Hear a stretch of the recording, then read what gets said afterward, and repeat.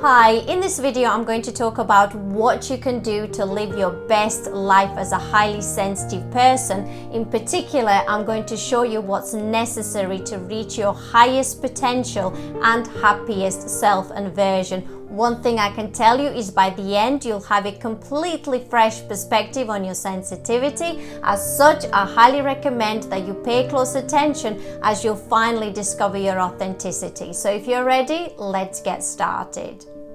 I know that if you're a highly sensitive person like I am too, it can often feel the world we live in is not designed for us to make it through. Unfortunately, the reality is that many people perceive sensitivity as a disadvantage and often advise that if we want to get ahead in life, it's something we need to eliminate or manage. Otherwise, they keep telling us that being sensitive will create a lot of reputational damage. For example, how many times have you been told that you're too sensitive, you think too much, you need to toughen up, you're overthinking or you're overanalyzing? These very phrases are the reason why many sensitive people try to hide their sensitivity, even though this is highly demoralizing. But the super important fact that many of them don't realize, and for many years I also didn't fully understand, sensitivity is in fact a trait people tend to be born with rather than something they have acquired, learned, or in any way planned. Sensitivity comes from the Latin word sentio, which means to feel, and so the more sensitive a person is, the more they feel, absorb, and sense everything around them, which can to less sensitive people seem strange and surreal. Sensitive humans can more easily tune into their environment, which promotes exceptional creativity. This is in fact a superpower and incredible natural ability. It's like sensitive individuals have an antenna that pulls in energies that they're able to channel into creative pieces with the potential of inspiring others for centuries. Think now about some well-known creative individuals such as musicians, songwriters, artists, poets, sculptors, actors, and dancers, whose art, performance, or writing inspired people massively and helped many to keep going when they couldn't find any hope or answers. The next thing I'm going to tell you is a really important part, so please listen carefully as it will help you to set your life as a sensitive person apart. When highly sensitive people and souls live in a loving and supportive environment, they can blossom into highly intuitive, joyful, creative leaders, teachers, or healers, helping many others to reach their goals. But when they live in an unsupportive environment and one that's ruthless and unloving, their creativity doesn't disappear. However, they suffer intensively, can experience illness, and feel as though they're internally dying. That's because sensitive people are also more susceptible to pain. Basically, a touch that would be experienced by someone who is less sensitive as absolutely trivial can deeply hurt a sensitive person like they've been hit by a crane. So when sensitive humans spend a lot of time with people and in situations where they are unloved and unsupported, they hurt more, become more defensive, and are more distorted, as they sense both the spoken and the unspoken, the visible and the non-visible, which is why they have a constant need to protect themselves in an environment that's emotionless and cold-hearted.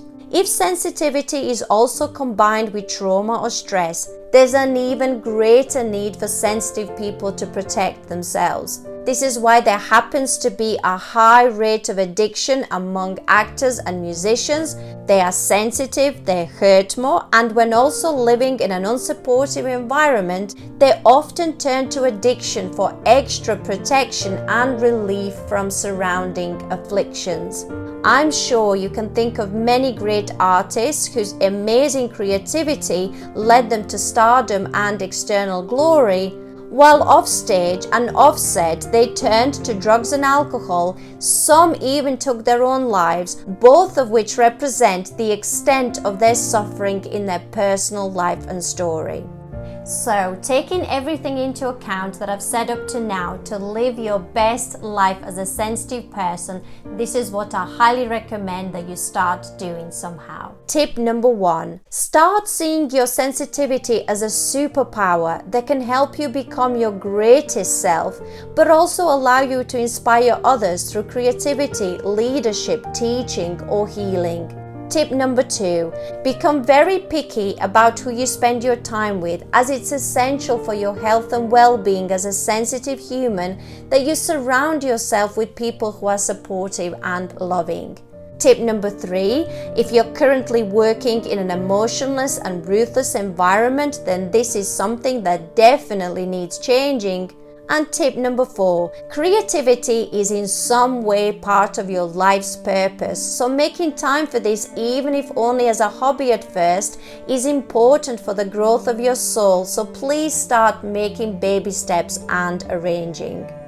If at this point you have a ton of questions for me, such as how can you possibly do all of this when you've gone through so much in the past, and how can you change your friends and your job and life and find time for creativity, and to what degree? Look, I want you to know everything I talk about are things I have personally changed, accomplished, or mastered, so I'll only ever recommend things that I know are doable, and I promise that with time you can change and recreate your life and network, and that it's totally okay to go back to the drawing board. In fact, I'm going to give you a snapshot now of how I changed my life completely, and I promise to be quick and I won't go into it too deeply.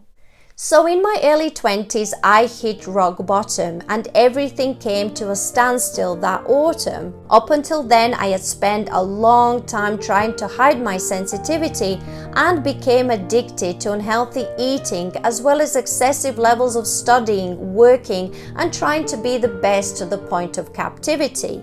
But my childhood trauma, combined with my high-pressure job, bad lifestyle, as well as living in an unsupportive environment, led me to unbearable levels of anxiety and a spectrum of other health issues that triggered a breaking point where I could no longer live a normal life in our society. This is when I reached my biggest and most significant crossroad, where I had to make big decisions in order to climb out of my hole and offload. During the following 10 years, I sold my flat, changed jobs, moved countries and homes, walked away from a bunch of friends, and joined alternative health communities. I also changed my diet and lifestyle and worked on reprogramming my mindset to see the beauty in my sensitivity and its amazing opportunities. I basically committed to creating a new life, network, and friends, as well as achieving a healing transformation. And I fully adopted healthy eating, plus healthy living, plus healthy thinking, plus self-love, all of which led me to a ton of life-changing realizations. I realized that the more I nourished myself and my abilities and spent time with people who admired my sensitivity, the more I felt better, happier, healthier, and an urge for creativity. In my spare time, I began drawing and writing poetry. The amount of love emanating from my heart and onto my scrapbook was just awesome, honestly. Later, my poems became videos, one of which you're watching now, and so nourishing my sensitivity and creating a new life in a supportive environment completely changed how I feel and basically led to the work I'm doing to help other sensitive souls right now. The key point that you need to take away from this video is that your sensitivity is your gift and your superpower that can promote exceptional creativity. But to find joy, happiness, and peace, you have to create a life in a supportive environment, as that's an absolute necessity for people with high sensitivity. Thank you so much for your time and wisdom today. I hope I have helped you in some way.